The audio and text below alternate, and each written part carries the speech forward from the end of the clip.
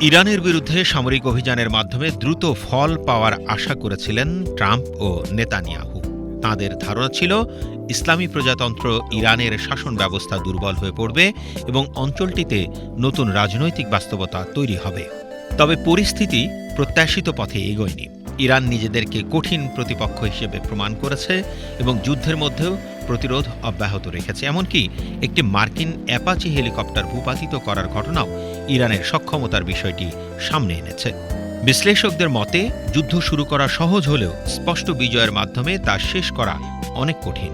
Trump একটি দ্রুত চুক্তি এবং হরমুজ প্রণালী পুনরায় চালুর আশা করেছিলেন, কিন্তু বড় কোনো কূটনৈতিক অগ্রগতি না হওয়ায় প্রণালীটি এখনও বন্ধ রয়েছে এবং এর ফলে বৈশ্বিক অর্থনীতির উপরও চাপ তৈরি হয়েছে।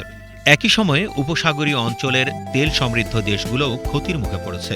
স্থিতিশীলতা ও বিনিয়োগের কেন্দ্র হিসেবে নিজেদের যে ভাবমূর্তি তারা গড়ে তুলেছিল, চলমান সংঘাতের কারণে তা চ্যালেঞ্জের মুখে পড়েছে।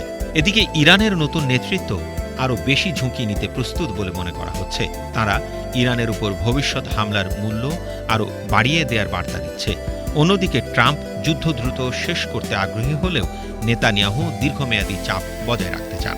সব মিলিয়ে মধ্যপ্রাচ্যে দ্রুত পরিবর্তনের যে পরিকল্পনা ট্রাম্প ও নেতানিয়াহু করেছিলেন, তা এখন অঞ্চলটিকে দীর্ঘস্থায়ী সংকট, অনিশ্চয়তা এবং থেমে থেমে চলা সংঘাতের দিকে ঠেলে দিতে পারে বলে আশঙ্কা করা হচ্ছে।